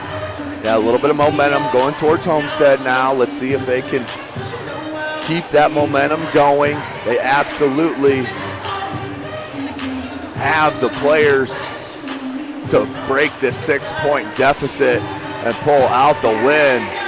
But it will take a team effort here with Penn playing at the highest caliber right now defensively. Tim, as great as the girls' postseason's been, you got to be pretty excited about the selection show tomorrow. And then the men, or the boys, starting off a week from today. Well, I should say about 9 days from now, starting off the postseason. It's going to be a fun run, and SummitCitySports.com is going to get as many games as possible for the fans out there. Yeah, boys sectionals is going to be extremely high-level basketball. Come out, I think, DeKalb, New Haven, Huntington North, Columbia City. Check your local listings, Blackhawk Christian, as Penn gets a timeout called right before that 5-second violation, Jeff. And that's heads up. I always look at the coaching staff. Do they bail out their players when they get in trouble? As long as you got possession, you can call the timeout there. We've talked about that plenty of times when there's a loose ball and the guys are going after it, or the girls, and claiming possession. But, a coach with the wherewithal to make sure the referee knows that they're going to be in their ear so that when it gets close to the 5 seconds, they can't call a timeout. It's outstanding. I think it starts with the head coach. Yeah, and that's why I would love for the coach to not be able to call timeouts, Jeff.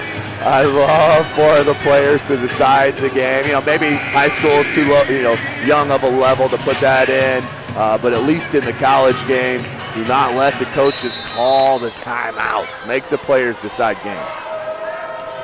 Back to the action here, 5 minutes and counting. Homestead down by 6. They've been down in this game pretty much all the way throughout.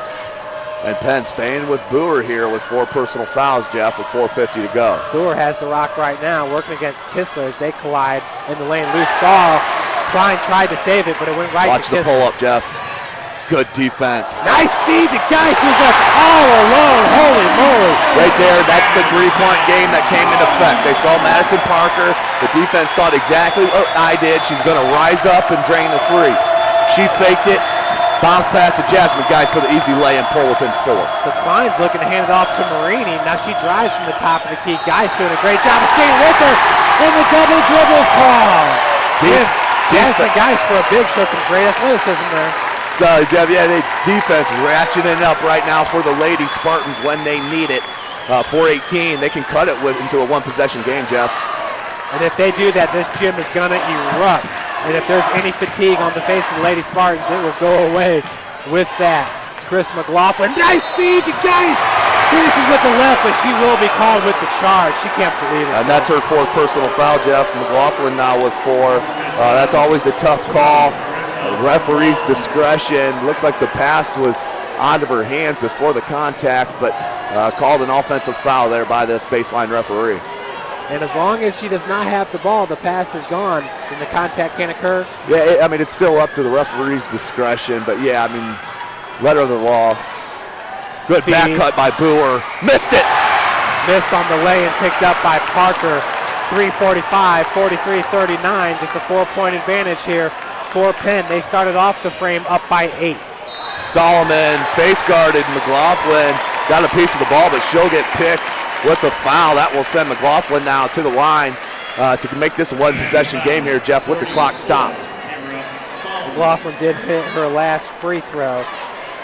Unofficially, I got her at 5 of 8 from the free throw line. Chris McLaughlin, who shoots 88%, 86% on the season from the charity stripe. We're still in the 1-and-1, 1 away from the double bonus. She drains it. She now has 20 points, a game high 20 points for Chris McLaughlin. One possession game now, trying to make it a 2-point lead. McLaughlin scored 23 in the win against Carmel, 27 in the win against East Noble. Tim, we got a 2-point game here, 43-41, and the Homestead fans are now getting on their feet. Marini just riding Kistler. Watch the crossover, you can see that one coming. Solomon, who's got 0 points in this game, but she has been a defensive force. Klein, nice drive. Tim, you're starting to see Penn put up the shots that maybe they shouldn't do. Well, Jeff, it's the opposite of the first half. Now Penn isn't getting the bunnies that Homestead wasn't getting the first half. Now it's been the opposite way, and now we're back to a two-point lead here as Madison let go. No call, but Jasmine Geis! Tied ball game, Jeff. Huge bucket there by Jasmine Geis, her 12th point of the game. She's the second leading scorer for the Lady Spartans as we're tied at 43. 2:52 left to play. Tim, just like we thought, this gym is going nuts. Yeah, this is obviously being played at Carroll Fieldhouse here in Fort Wayne, Indiana. Homestead, the local product here out of Fort Wayne on the southwest side. So, obviously the crowd in their favor. Don't get me wrong, Penn has brought some fans. There's no doubt about it. But you can just feel it here on this side of the court. The Homestead faithful, extremely stoked with this tied ball game, have played, honestly, Jeff, not that well here tonight. And they're tied up 43-43 with just under 3 minutes to go. In control, momentum squarely on the shoulders of the Lady Spartans. And what a game here by Jasmine Geis. Entering the fourth quarter, She had 8 points. She was 3 of 4 from the field, shooting 75%, 2 of 6 from the free throw line with 5 rebounds. Tim, now she's got 12 points in this one. Yeah, there's no question about it. Jasmine Geist has been huge. All of the Homestead faithful are on their feet, Jeff. What an outstanding scene. Not a butt in the seats here on the Homestead side as they try to will their team to a W and a trip to Indy. You see Savannah Buck and Chris McLaughlin clapping up the crowd. We saw that in the Carmel game as well when Carmel stalled for the final 3:30 of that second quarter. Marini being guarded by Buck up top. Savannah does have 3 fouls. McLaughlin with 4, Brewer with 4, and Solomon with 4. As this game gets into the winding moments, Brewer down low, picks up her dribble, goes up top. Good movement over Solomon, just inside the arc. The jumper's good by number 44. What a huge shot from the senior Solomon, coming up big when her teammates need it. Parker back up top. Kingsmen up 45-43. 2:05 left to play now in the fourth. State title game on the line. The winner takes on Columbus North. Parker, that one just tailing off, went off the heel. Last touch by Solomon. Possession to stay with Homestead. Once again, Geist in the area. Yeah, that one could have went either way. Good hustle by both players, Geist and Solomon, putting it on the referee's shoulders to make the call. So quickly, Buck gets it into McLaughlin. A little bit of confusion there. 1:50 left to play. McLaughlin. She's being guarded by number 32, Claire Carlton. Krista with the game-high 21 points. Averages 25 points on the season, does the University of Florida commit. Parker, nice finish with Klein with the defense. Madison Parker coming up big here in the fourth quarter. Good curl movement without the ball by Madison Parker. Curled to the near block, got the feed in the bucket. Klein's going to give it up to Marini. Driving out of the corner, Brewer up top. Kissler with the defense. All alone is Klein. She's not going to take that three-point. We're tied at 45. 1:04 now left to play. Tim, if this game goes into overtime, that's just fine with me. Marini out to Klein. Solomon left alone once again. The last shot she did make was from about 18 feet as Brewer's left all alone. Yeah, Kissler reached instead of moving her feet. That led to the easy lay-in. So for Brewer, just her third point here of the fourth quarter. She is 1 of 4 from the free throw line in this frame, but in the game, she's got 17 points. She had a big three-pointer there in the third, as well as once again Penn held an 8-point advantage heading into the fourth quarter. Yeah, Jeff, 44 seconds to play. Obviously wouldn't have asked for a better ending to a game. Always want a close game, especially in a semi-state. As you will see, who will rise to the occasion, who will step up for their squad. Chris McLaughlin, Jasmine Geist have been huge for the Lady Spartans in this game, scoring the ball. Brewer's been huge for Penn. 44.3 seconds left to play. Homestead down by 2. Tim, they've been down late in games before and come back and win. There's no doubt about it, Jeff. They are a tested team. They've been in pretty much every situation that you can be in. Lindley Kissler had the 2 free throws in that first matchup against Carmel to pull off the victory. 30 seconds left. Penn switching every pick now. Good defense there by Carlton, getting a hand on it as turnover by Homestead. And they're going to call a foul on Buck. Are they calling it intentional? Yeah, they called it intentional. I don't like that call. She turned around and saw that she was just really close to the player. Her momentum took her into Brewer. She tried to hold her up and everything, but the referee thought that was an intentional. That is a huge call. Never like to see the referees get involved in deciding an outcome, but that's what we have here happening on the floor. Yeah, obviously she was going to foul because you got to foul in that situation. As Burr hits the first, just huge. Here's the big free throw, Jeff, to make it a 2-possession game. But Tim, it's like you said, she just kind of turned around and maybe misjudged the difference. I mean, it ended up being almost a perfect form tackle. Absolutely, Jeff. But yeah, we still stay 1-possession game. Penn does have the ball. Homestead needs to go for a steal immediately, and then if they cannot get it, they need to foul. You want to lengthen this game. So Haley Swing's going to check in for Jasmine Geist. Tim, do you think that's just a speed thing here, defensive, obviously? Yeah, offense for defense. On the inbounds pass is Brewer, has Klein. Klein nearly had it ripped away by Kistler from behind. Yeah, Kistler knocked it away, but regained possession. Did Klein smartly, grabbed it, put 2 arms on it, and then we'll get a foul. 18.2 seconds remain with the Kingsmen up 48-45. Some more huge free throws for Penn. Klein's first one, rims out.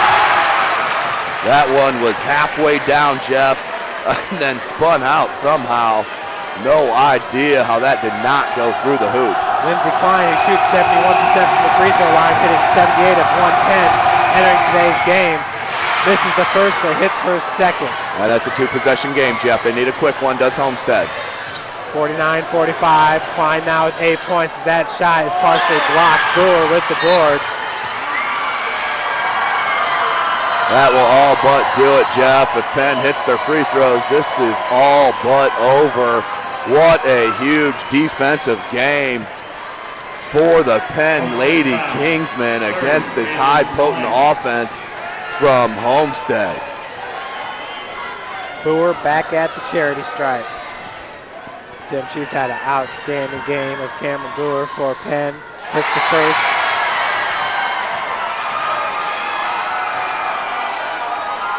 She now has 19 points.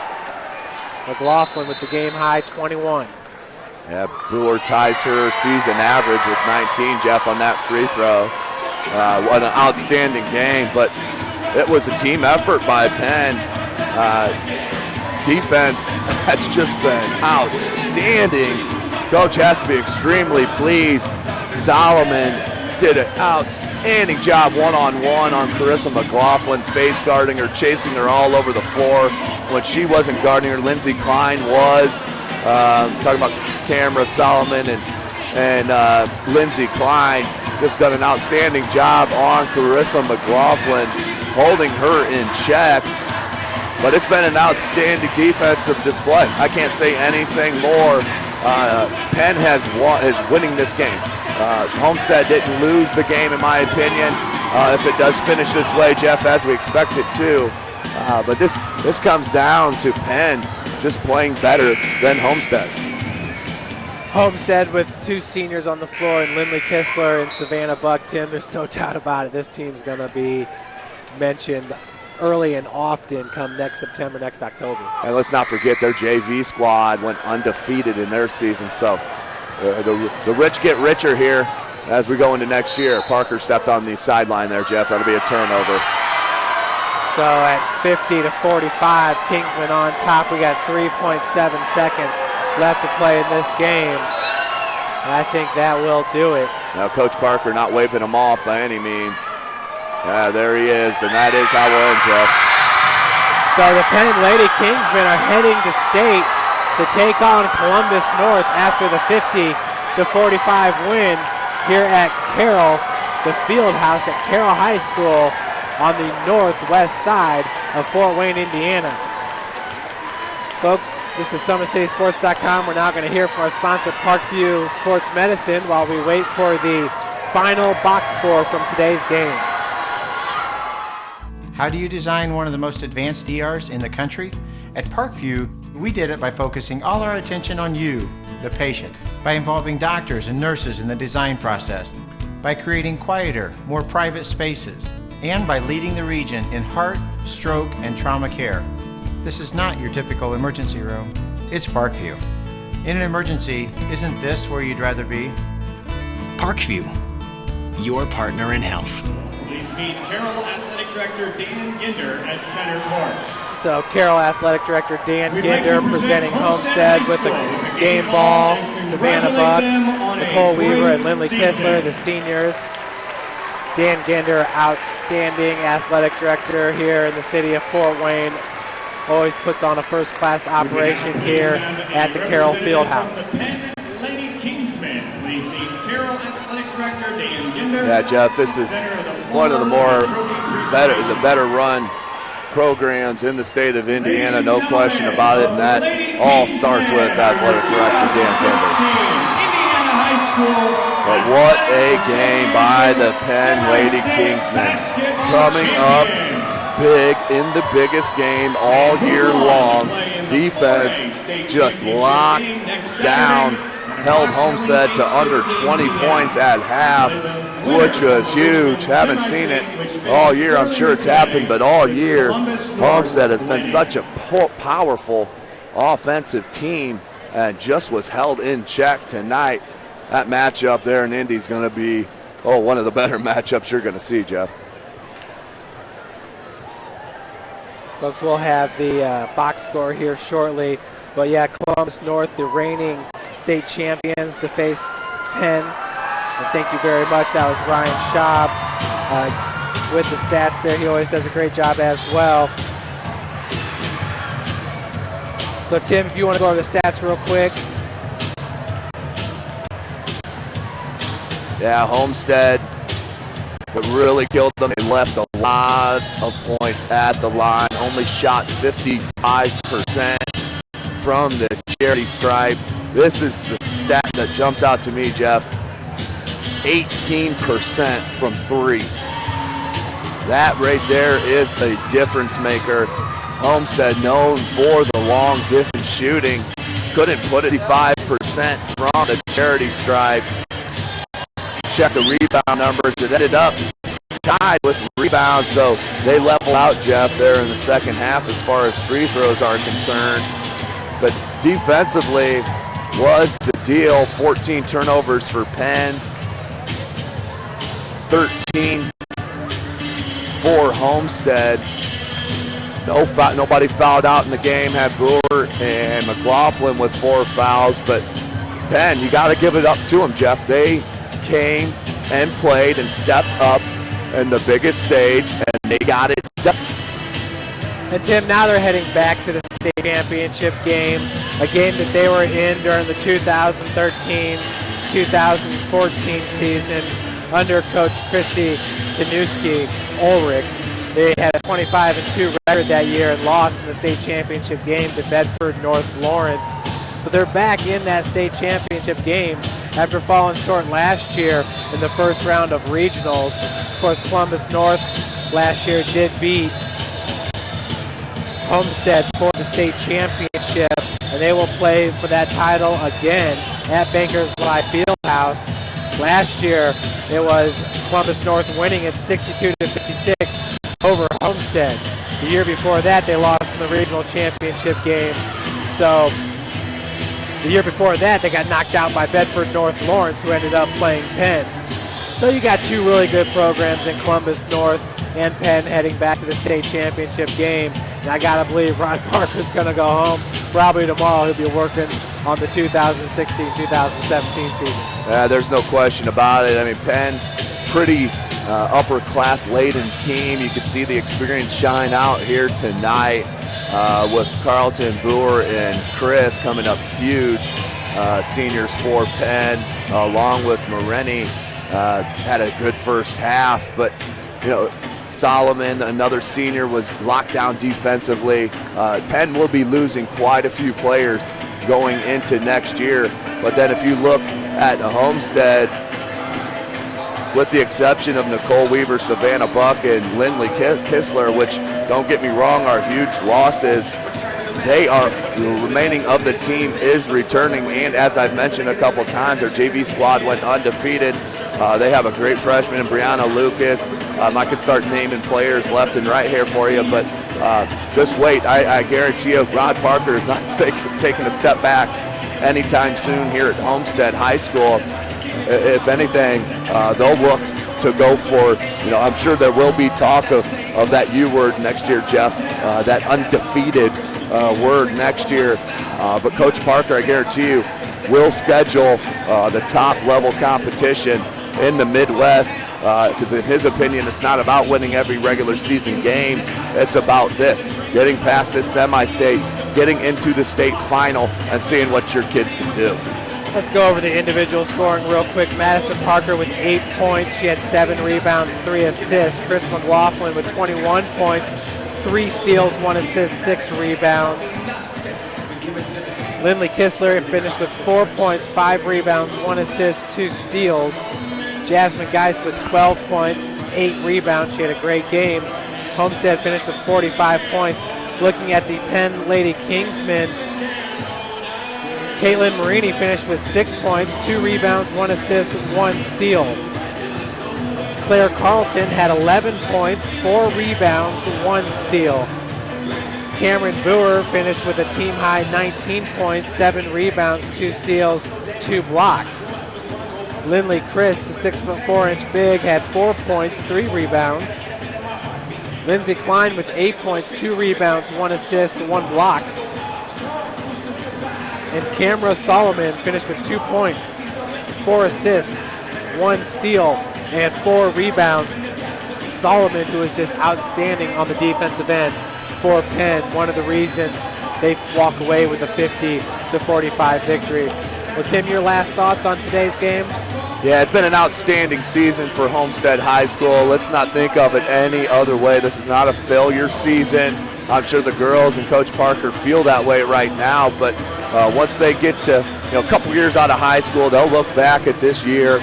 Of course, they'll think of the what-ifs, which you will, but I guarantee this team will be even more focused going into next year in that 2016-17 campaign. But you got to give it up to Penn.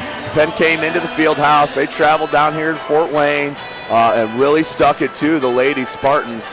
You got to give it up to the Lady Kingsmen. Their athletic program, I tell you, it seems like they're in the running for all the good stuff in every sport that we come across. So great job by the Lady Kingsmen, but let's not feel sorry for Homestead. They will be back and make a run to that state final next year. Folks, thank you so much for joining us for today's semi-state matchup. Once again, it is Penn winning it 50-45 over number 2 Homestead. Penn ranked number 4 in Class 4A entering today's game. They will take on number 1 ranked Columbus North, who in the final rankings had a 22-1 record. But once again, thanks for joining us. Have a wonderful weekend. This is SummitCitySports.com. Make sure to subscribe to our YouTube channel here so you can get all the latest with our highlights and sports broadcasts. Folks, check out Homestead's Taj Curry, who hit the game-winning three-pointer at the buzzer yesterday. That video is up on our YouTube channel as well. Once again, this is Jeff Mahoney alongside Tim Atkinson. We had Jake Atkinson on the camera. Thanks so much for joining us. Today's broadcast is brought to you by Parkview Sports Medicine. How do you design one of the most advanced ERs in the country? At Parkview, we did it by focusing all our attention on you, the patient, by involving doctors and nurses in the design process, by creating quieter, more private spaces, and by leading the region in heart, stroke, and trauma care. This is not your typical emergency room. It's Parkview. In an emergency, isn't this where you'd rather be? Parkview, your partner in health.